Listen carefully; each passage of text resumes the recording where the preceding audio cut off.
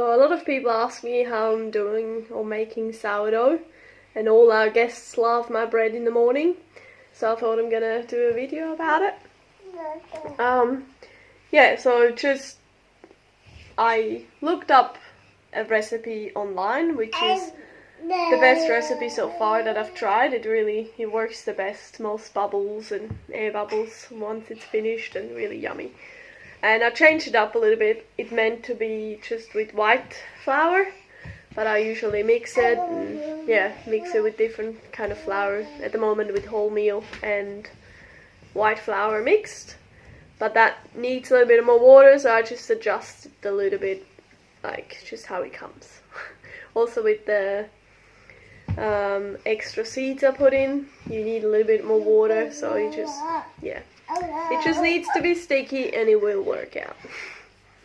I'm just gonna show you how I'm doing it in my kitchen with a child that always needs my attention. Go, huh?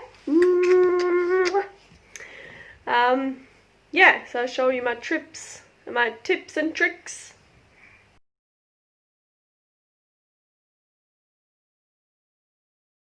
You can do this test. I was pretty amazed. I thought it wouldn't work, but you have to drop the dough really slowly into the glass of water, and do it really slowly, and then you'll know, because it can float. So this is my sourdough starter, and you take a little bit, and then this is a filled glass jar, and you drop it in very, very slowly.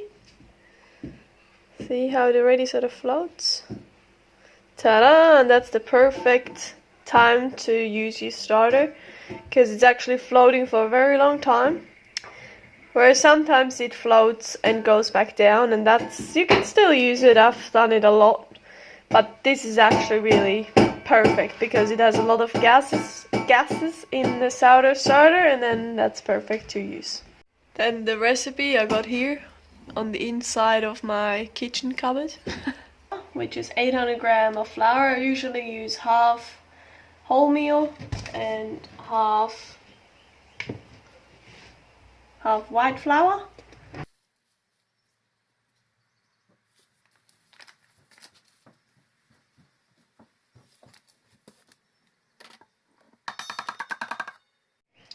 And we need 460 mils of water.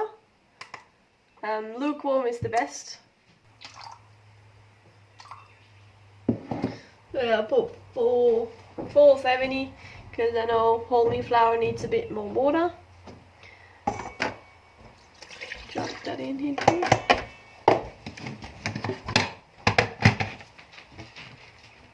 And then we go over to salt, 10 grams of salt. 11 is fine as well. There we go, chuck that in. And then I love to put all my grains in. I, for example, put polenta in. That's corn kind of thing. So chuck it in.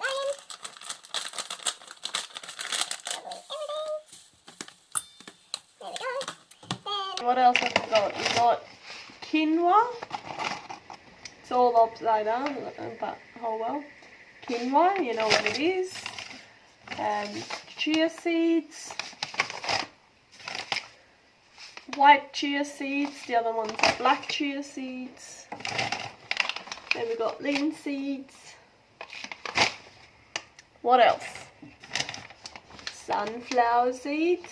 So I love to put them all in. It's really, I love seeds in my bread. And sometimes I even chuck a bit of oats in, but then again they also suck more moisture, so I won't bother today. So yeah, I'm just chucking from each bag. I chuck a little bit in.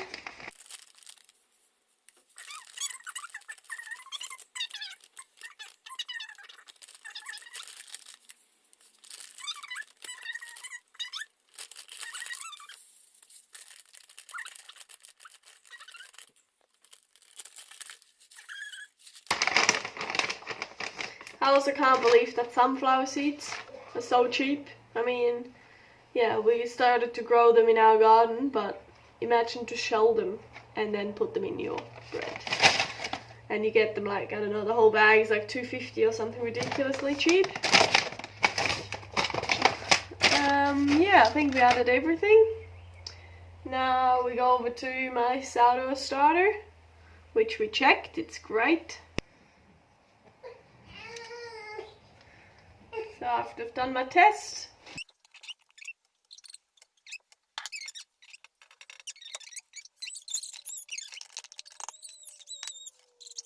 so yeah, then we got the sourdough starter on top, all the seeds. And another really important thing to remember, sourdough is very, very sticky, and it's actually better when it's, yeah, when you can barely touch it, and it's really annoying to prepare. Like if you don't have a machine like this, do it with your hands and just be patient and don't give up. It is a sticky mess. But yeah, that's how it gets really nice and fluffy. So now we turn it on.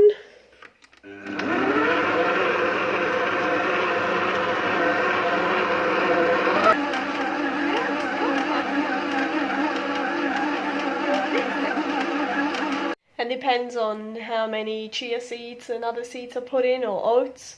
Sometimes I notice it gets, yeah, very sort of like a normal dough and not very sticky.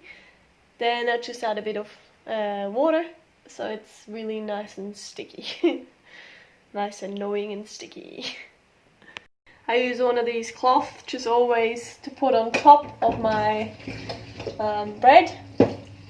Usually hot water is the best because the sourdough starter likes it nice and warm, wet and warm. So chuck this on top of my bread like this. Sourdough looks like that now, and I put it on top like that. So 2.5 in a hot climate, maybe 2.5 hours. After it's been proving for 2.5 or 3 hours, knead it and put it back into either your proving bowls, or you can just use a normal bowl. I usually put the same cloth I put underneath inside the bowl. I dust a bit of rice flour or normal flour if you don't have rice flour. And you place the dough inside the bowl, and then that goes into the fridge for overnight.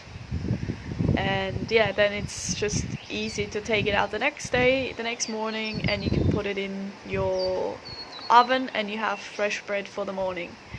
If you don't want to put it in the fridge, you can just leave it out again, do the same process with the towel, dust the towel, place the dough inside the bowl or the proving basket and let it sit for another 3 hours. And after 3 hours it's also ready to be baked. So either way, whatever schedule you're on. Oh, good morning. Now the bread has been proving in the fridge all night long. There it is. Here's my round little bread, and you can see it raised quite a bit. I think that was quite small. And there we go. Get the oven ready to like 280. Heat the oven to like 260 or something, like the higher the better, but this is gonna really smoke. So now we tip our bread upside down. Oh, it came out nice and pretty easy with that rice flour. Actually, take the rice flour off and dust it off a little bit. There we go, and the second one. Ooh. Wow, this one worked really well. Look at the nice pattern of this proving basket. But as I said, you don't need to have a proving basket. You can just use a normal kitchen bowl. And now I've got this tool. Now we're just cutting whatever shape you want it to. Let's... One more.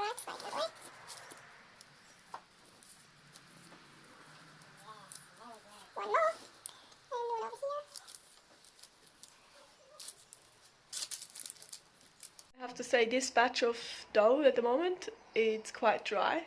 Maybe it's the rice flour. That's actually the first time I'm using rice flour. Usually I've just used normal flour, but rice flour seemed to really work. Hasn't stuck, it didn't stick on that at all.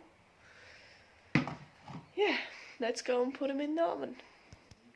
What I also noticed before I put them in the oven, I put one in a bowl like this. And that's going to turn out much better, you will see. The round bread is under there.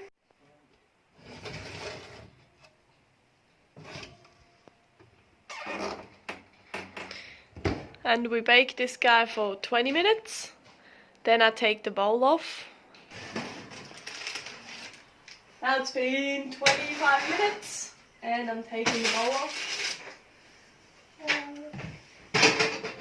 And now we're gonna crust the bread up. Quick bag of soil.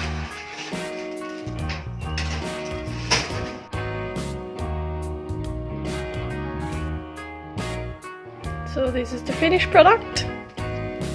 You can see this one was under the bowl, so it has a much nicer color. Much better than this guy.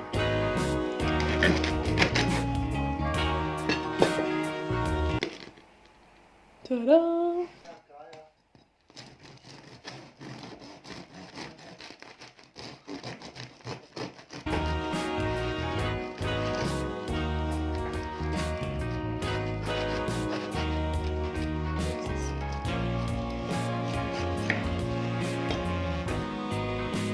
If you enjoyed that video, hit the like button and subscribe. I will post another video next Sunday. And I'll also say, if you're scared of baking with sourdough, it's just a little learning curve. It's, yeah, you're getting better. Yeah, by practice. In the beginning it wasn't as perfect, but it's always eatable. It's always more delicious than normal bread, and actually much healthier for you. It's much healthier for your gut than normal bread. So just have a go. It's much cheaper. You just need salt, flour and water, and that's it. You don't have to buy yeast or anything. It's just a great thing to do.